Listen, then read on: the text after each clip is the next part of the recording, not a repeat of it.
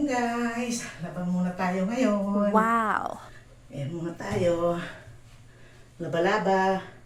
Ayan o, dami kong labahan. Oops, salansan muna natin. Sort out.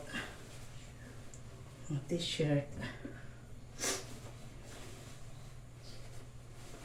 Oh. Wala. Pa talaga pa naglalaba.